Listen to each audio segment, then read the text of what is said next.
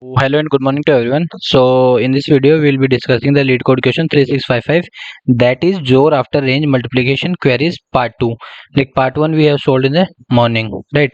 So in this question we are given an integer array, that is nums, whose length is n, and we are also given a 2D integer array queries whose size is q, sorry, and each element of queries contain four elements L, R, K and V, where L and R are the starting and ending index of the range of the query. K is the like increment that we have to do in the index, right? And V is the value by which we have to multiply all the values of nums, right?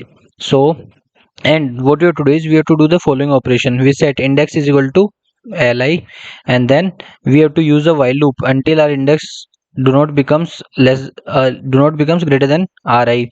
Then we have to update our nums of index as, that means we have to multiply our nums of index by Vi, and after that we have to update or increase the index by Ki, right? And at the end what we have to do, we have to return the bitwise XOR of all the elements present in the nums array, right?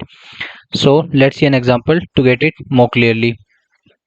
So our example is, we are given nums arrays all ones, and then we are given a query 0 to 1 4. So L is equal to 0, R is equal to 2, K is equal to 1 and V is equal to 4.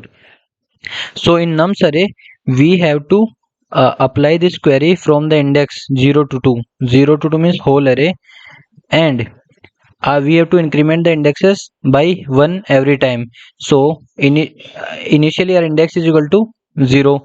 Then what we do, we do nums of index, we multiply nums of index by V is 4, so 1 will become 4.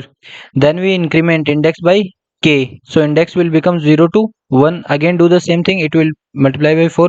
Again increment, so it will become 2, again 4. So our array will become all fours, right, after applying this query. Now after applying all the query, we have to return the XOR of the nums array, that is 4 XOR 4 XOR 4, which is equal to, this will be 0, 0 XOR 4 is 4, so our answer is 4, right? So let's see the next example. So in the next example we are given the nums arrays 2 3 1 5 4, and this is a our query array, right? So first query is L is equal to 1, R is equal to 4, K is equal to 2, V is equal to 3.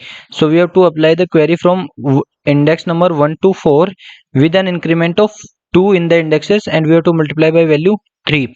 That means the indexes will be 1, then 1 plus 2 is 3, 3 plus 2 5, 5 is greater than R. So we have to apply the query on indexes only 1 and 3. So 1 and 3. So our array will become 3 3 is a 9 1 15 4, right? So this will be our array after applying the query 0. Then we apply the query 1. So in query 1 we have 0 to 1 2, that is L is equal to 0, R is equal to 2, K is equal to 1 and V is equal to 2. That means the indexes will be 0 1 and 2, 0 1 and 2, and we have to multiply all the indexes by 2. So 2 to the 4, 9 to the 18, 1 to the 2. So our array will become 4 18 2 15 and 4, right? So we applied all the queries. Now what we have to do, we have to take the XOR of all these elements. So if we take XOR of all these elements, the answer is 31, so we return 31. So let's see the constraints. So in the part 1 the nums length was only 10 k power 3, but here the nums length is 10 k power 5, and this is same, like nums of I can be up to 10 ki power 9. And in part 1 queries length was also 10 ki power 3. So in part 1 we have directly used the brute force approach, right? So if you want to see the brute force approach of this, make sure to watch the part 1 of this question, right? But here see 10 ki power 5 and 10 ki power 5, so if we use the brute force then it will become 10 ki power 10, which in which the brute force will give us time limit exceed. So we have to think of some other approach as per the constraints, right? And also our k can be up to n, means k can also be up to 10 ki power 5. Even same Li and Ri can be up to 10 ki power 5, Vi can also be up to 10 ki power 5. So let's see the optimized approach. So if in the query we are given ILR, K and V. So what if K is equal to 1? What if K is equal to 1? Then what we'll do, that means we have to update all the indexes from L to R, and we have to multiply all the indexes in the nums from L to R by V, right? So instead of multiplying all elements in the range one by one, what we can do is, suppose we are given 1 2 3 4 and 5, and we are given the index, we are given the query 1 2 1 2, let's say 3, and k is equal to 1. Already we have taken the condition k is equal to 1, and v is equal to, let's say, 3. So instead of multiplying each element 1 2 and 3 by 3, we can do one thing. What we can do, we can multiply this element by 3, like we can multiply nums of L by V, that means 1 6, then and then we divide r plus 1, by V, that is 5, 5 by 3, right? This will store. Now when we have to compute the final answer, then at that time what we can do is, we can do like 1, here we have taken multiply by 2, so sorry, multiply by 3, so it will be 6, then this multiply by 3 will continue here also, so it will become 9, then this multiply by 3 will continue here also, it will become 12, it will continue here also, but 5 by 3 into 3, it will become 1, so 5. So this way, once we do all the, what we called, once we take all the uh, this queries, once we process all the queries, then then we take the product in this way, right? So this will save our time, because we are not processing all the elements at that time. So if we process all the elements at that time, it will take big of n. But what we do is, we just update two elements, that is nums of L, we multiply that element by V, and we are dividing nums of R plus 1 by V. We are doing this thing, and this can be done in big of 1, right? So this is called as prefix multiplication, right? So we are doing this. Let's see the other thing. What if k is equal to 2? Then what we do, if k is equal to 2, then that means our array will be splitted into two groups. And what can be those two groups? One group is 0 2 4 6, like even numbers. The other group will be 1 3 5 7 and so on, the odd group, right? So now when we get a query, LR, so we see L. So suppose if L is 1, then which group it will affect? It will affect this group, right? Because 1 is present in this group. What if L is an even number? Suppose L is 4, then it will affect this group, right? So based on this, right, based on the k value, we divide the array into different groups, right? So let's generalize it. What if we have any k value? What if we have any k value? Then what we do is, every index I in the array has a remainder when divided by k, right? So suppose if we are having 0 1 2 3 4 and 5, and our k is equal to 3, then 0 when divided by 3, how much remainder it will give? It will give 0, it will give 1 remainder, it will give 2 remainder, it will give 0 remainder, it will give 2 remainder, it will give again 2 remainder. So all the elements that has same remainder, that means 0 and 3 will be coming in one group, 1 and 4 will be coming in one group, 2 and 5 will be coming in one group. So based on the remainder, now we are forming the group. Now suppose there is a query in which k is equal to 3. So see, and L is equal to 0, then that query will affect this group, that is 0 then 6, 3 then 6, then 9 and so on, right? So this way we divide the whole array into different groups based on the remainder of the index when divided by k, right? So it splits the array into k different groups, right? So see here, for k is equal to 3, the array has been divided into 3 groups, right? So group R group R contains all the elements or all the indexes where the remainder is 3. See, group 0 contains all the indexes where the remainder is 0 when divided by 3. Right. Similarly, group R contains all the indexes where remainder is R. So the total number of groups is the remainder can be up to k minus 1 from 0 to k minus 1.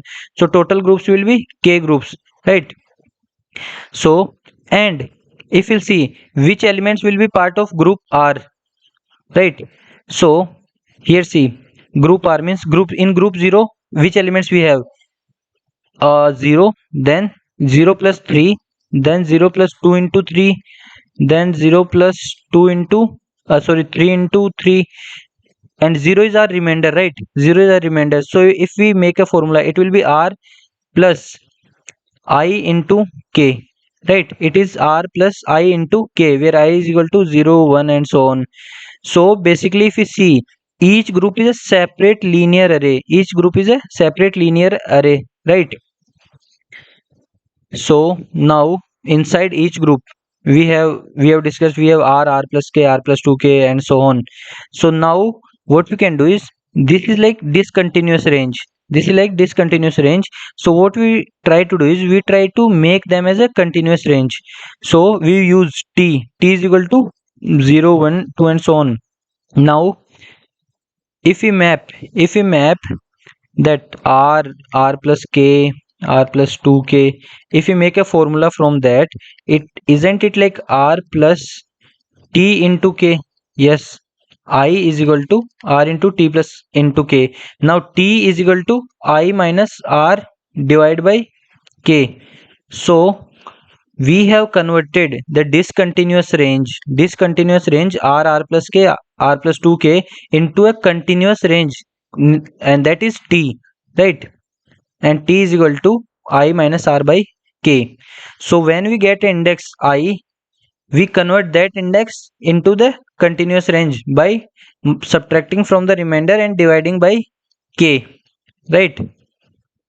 So keep remember this, we'll be using this in the whole what we called example. So let's understand it with more with the help of an example. Now suppose this is our indexes from 0 to 9 and k is equal to 3. So when we split into groups, so 3 will give us 0 remainder, 1 remainder and 2 remainder. So in 0 we will be getting 0, 3, 6 and 9. In group 1 we'll be getting 1, 4 and 7, and in group 2 we'll be getting 2, 5 and 8. So we get three different groups, right? Now when we take a query, that is L is equal to 2, R is equal to 9 and K is equal to 3. So L is equal to 2. So when we do L modulo K, so L modulo K, what it will give us? L is 2 and K is 3. So 2 modulo 3, it will give us 2. So remainder is 2. That means it will affect group number 2. So even if you notice, our index 2 is present in group number 2 only, right? So this way we will find the group, like the which group the query will affect. So this query has L is equal to 2. So when we do L modulo K, we get 2. So this query will affect group number 2. Now in group number 2 we have indexes as 2, 5 and 8, right? If we can see, we have indexes 2, 5 and 8, right? Now see, these indexes 2, 5 and 8 are discontinuous, like not a continuous value like 0, 1 and 2, right? These are discontinuous values.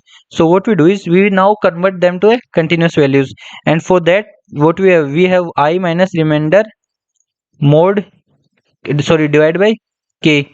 So remainder is 2 here, right? Remainder is 2 here. So 2 minus 2 divided by 3, it will be 0. 5 minus 2 divided by 3, it will be 1. And 8 minus 2 divided by 3, it will be 2. So we can see this will be 0, this will be 1, this will be 2. So these discontinuous values are now converted to continuous values using this formula, right? So we have updated our original range to a continuous range. Now in our question, we can have k values up to 10 k power 5, means we can have k as 0 1 2 and so on up to 10 k power 5. And we know for every k we have k minus groups, because each group is formed based on the remainder, and key, each k gives us remainder from 0 1 to up to k minus 1. So for each k we have k minus 1 different groups, right, based on the remainder, right. So the now the question is how to store, how we will be storing each k comma remainder group, right, because each group has two different things, one is k and one is remainder. So now we have to think how to store these values. So what we do is, so for each group we need to store what, each group means k comma remainder. Basically we need to store a list of t, like what is the values of t and by what value we are multiplying that particular t value, right.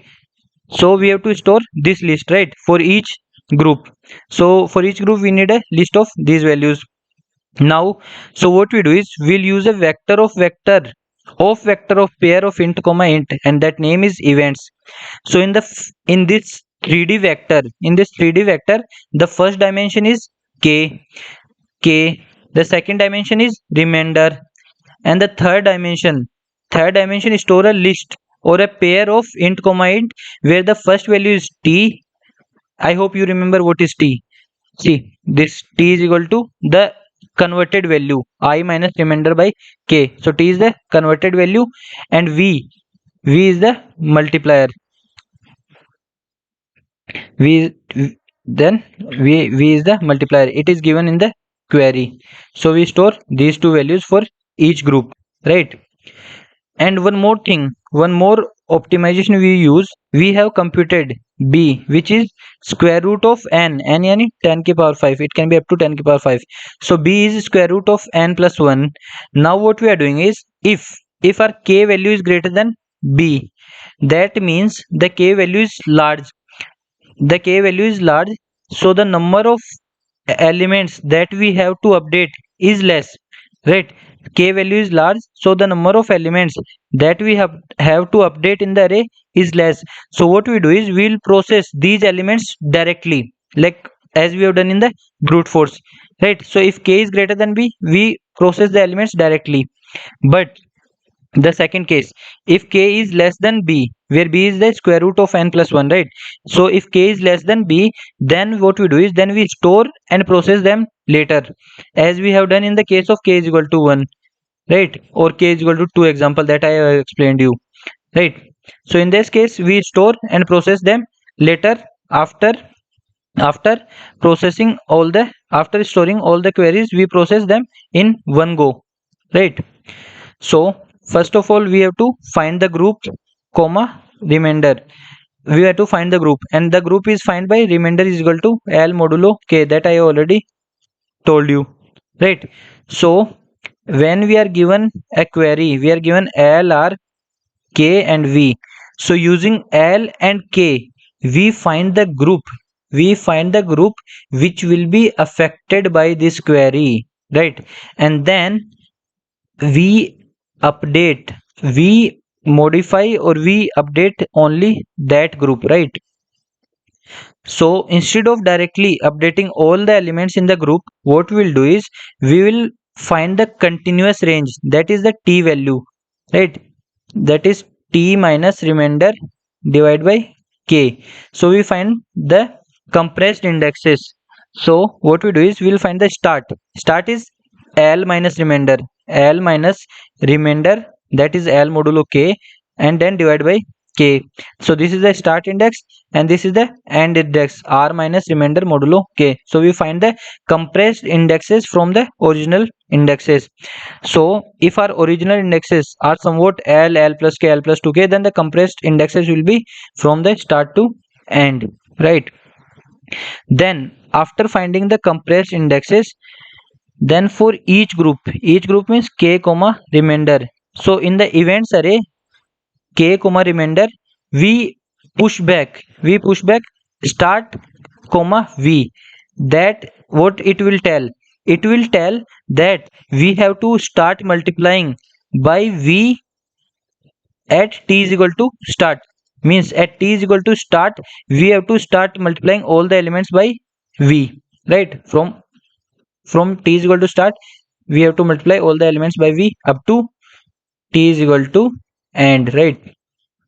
And then what we do is we store and plus one events, and plus one event.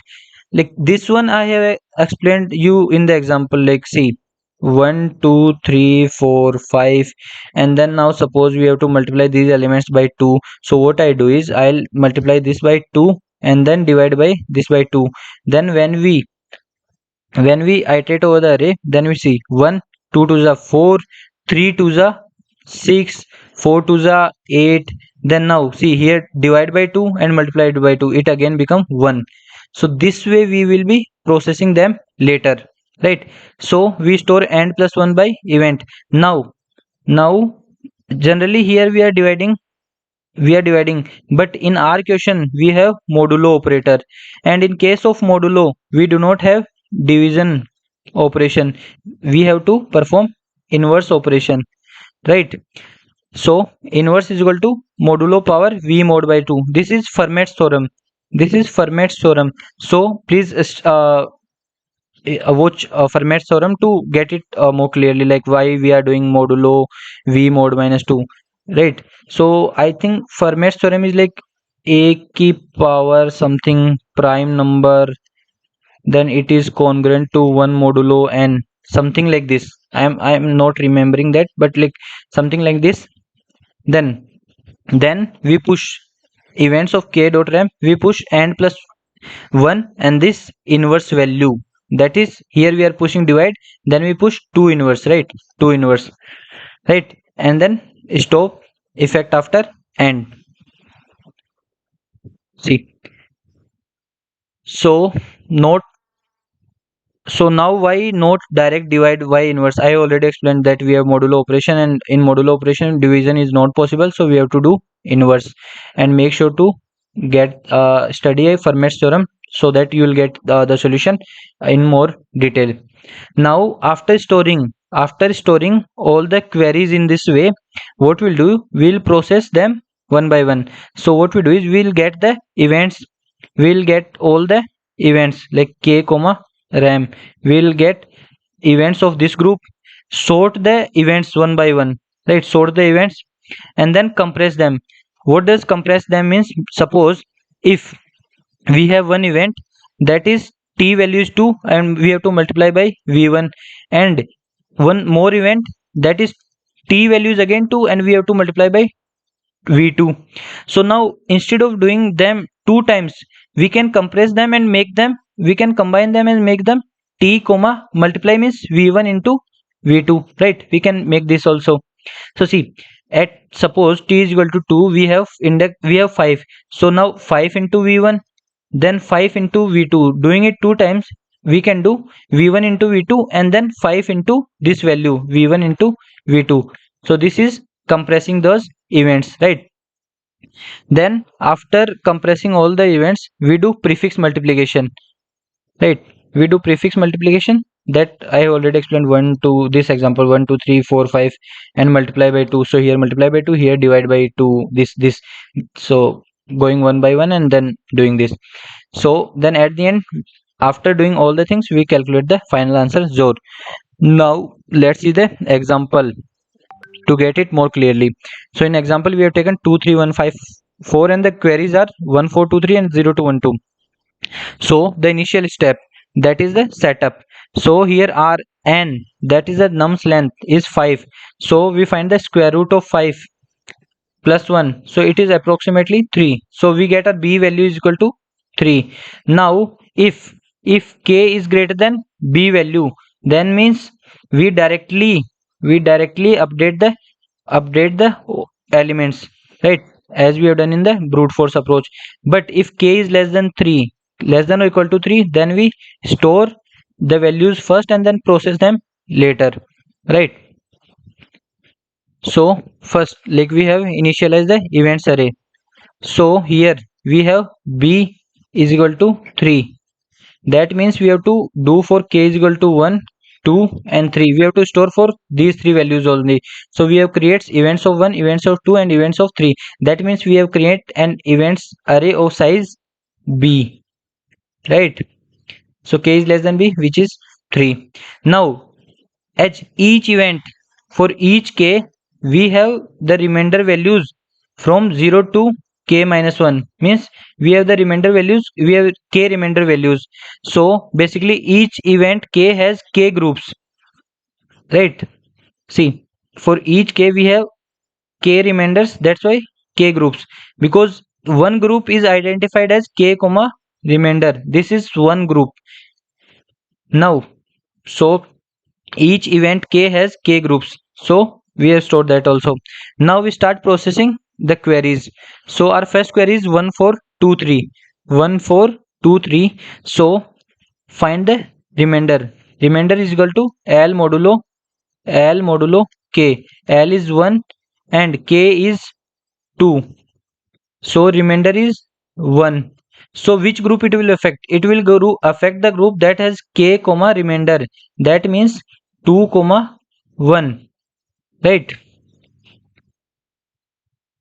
Now in 2 comma 1, in group number 2 comma 1, we have the indexes are 1 and 3, right? We have indexes 1 and 3.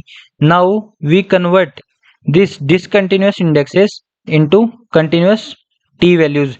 So our start value is l minus remainder divided by k. This is divide, sorry, not modulus. And then end value is r minus remainder divided by k. So these are the start and end values of the range that will be affected by the particular query. So we get the range values from 0 to 1. So now we store the events. So events of our k is 2 and remainder is 1. So events of 2 comma 1. So at 0, at t is equal to 0, we have to start multiplying by 3. That is t comma multiplier. And at this and plus 1, and plus 1, that is 1 plus 1. At 2 we have to stop multiplying by 3. That's why we are doing inverse instead of divide, because it is a modulus operator. So now we have stored this event. Now we process the query to similarly we find the remainder, find the group that is affected by it, convert to the t values and find the start and end, and then store the event that is 0 to 2. Means at 0 we have to start multiplying by 2 in the group of 1 and remainder is 0, and then at 3 we have to stop. Now after processing all the queries, we have two events, events 1 comma 0 and events 2 comma 1, right? And in events 1 comma 0 we have to start from t is equal to 0, and we have to multiply by 2, and we have to stop at t is equal to 3. And in events 2 comma 1 we have to start from t is equal to 0, and we have to multiply by 3, and we have to stop at t is equal to 2, and the rest of the groups are empty. Now we apply each event on the nums array, right? So the first one is k is equal to 1 and remainder is equal to 0. So basically in this group we have the indexes from 0, 1, 2, 3 and 4. We have these indexes with us, and the t values are also 0, 1, 2, 3 and 4. Now we have to start from 0 to 2. We have to start from 0 and multiply by 2, and we have to stop at 3, means here. So we have to multiply index number 0, 1 and 2, right? So this is a t value, this is a current will store what we have to do, right? Because maybe there is some other event that can be start from 1 and ends at 4, right? So here the current value is 2, then here it will become 2 into 3, 6. Here it will be 6. Here again we have to divide by 2, so it will again become 6 divided by 2, it will become 3. So the current value will store the value by which we have to multiply that particular index, right? So at 0, t is equal to 0, our current value is 2. Then we have updated nums of 0 as 2 into 2, 4. Then again at 1 current value is 2, updated at 2 current value is 2. Now at 3 at 3 we have to do inverse of 2. So if earlier current value is 2, now if we do at 3 we do inverse, so it will become 2 divided by 2, yani it will become 1, right? So after this query our nums array will become 4 6 2 and 4 6 2 5 and 4. Now we process the second event. The second event is k is equal to 2 and remainder is equal to 1, like this group, and this group has the indexes as 1 and 3 and their t values are 0 and 1 respectively. So events 0 3 2 and inverse 4. So at index number 0, at t is equal to 0, at t is equal to 0, we our current value, that is our multiplier, is 3. So we do, so how we are finding the index? So see, t is equal to I minus remainder divided by k. Now to find I, what we do? We do t into k plus remainder, right? So see, here k is equal to 2 and remainder is equal to 1. K is equal to 2 and remainder is equal to 1. Now our t is equal to 0. So to find I, which index? We do 0 into 2, 0 plus 1. So see, index is 1. Now t is 1, t is 1, so 1 into 2, 1 into k plus remainder, so index is 3. So this way we are finding the index values from the t values back, right, and updating those values. Now again our nums array will become this. So now we have processed all the queries. Now so we will finally compute the XOR values and return that are as the answer. So let's move to the code part. So in code part we have taken modulo, that is 10 ki power 9 plus 7, and this is the mod power function. What it does is it will calculate a ki power e, right? It will help us to calculate the a ki power e. So this is like what we called that, I forgot the name, yaar. The theorem that I already told na, Fermat's theorem. This is Fermat's theorem. So this code is of Fermat's theorem, that is to calculate a ki power e for large numbers in a modulo environment, right? Then this is our main function. So in main function we have taken n, then we have find the b, that is square root of n plus 1. Then we have made our vector, right?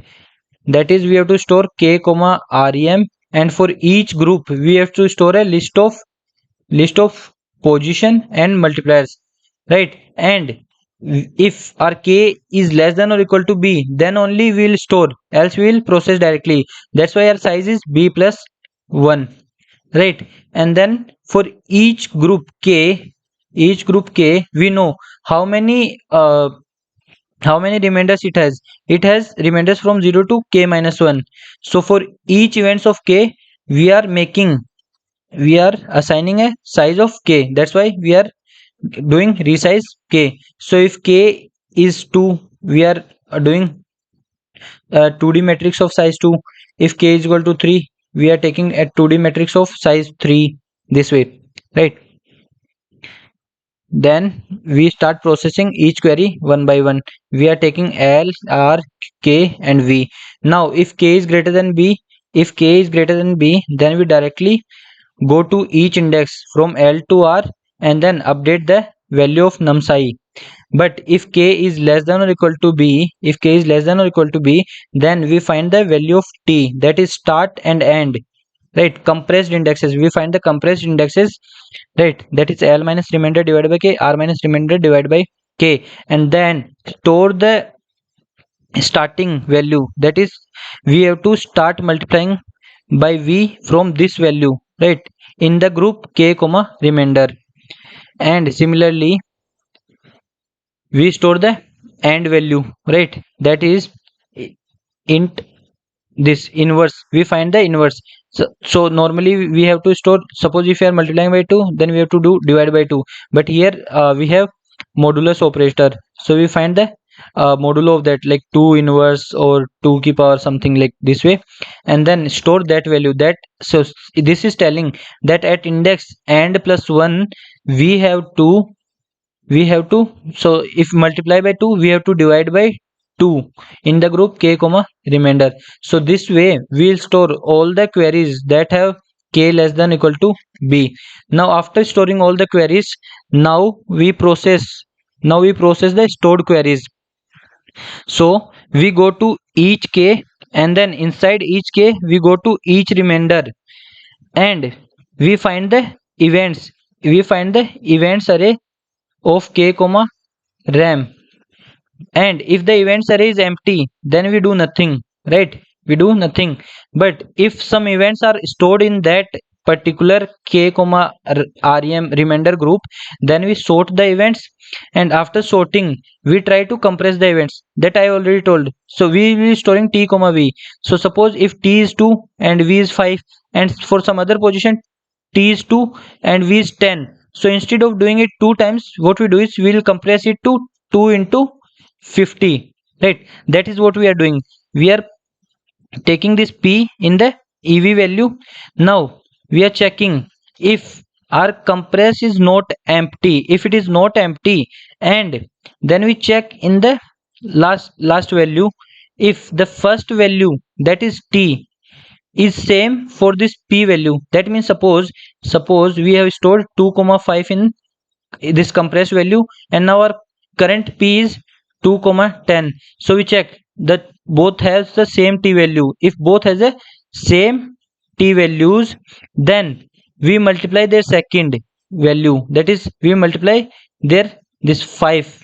Comp dot back dot second gives us 5, and p dot second gives us 10. We multiply those two values and update this value by 50.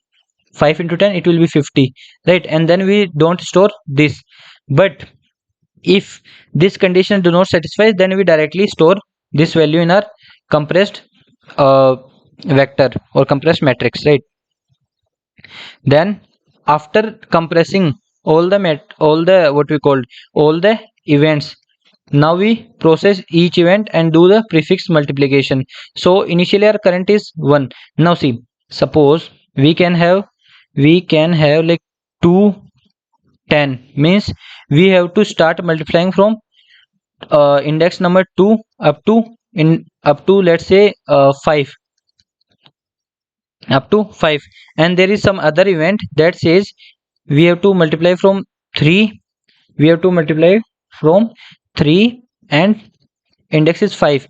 So at index 2 our current will become 10, but at index 3 again we have to multiply by both 10 and 5, so current will become 50. So this way current will help us, right?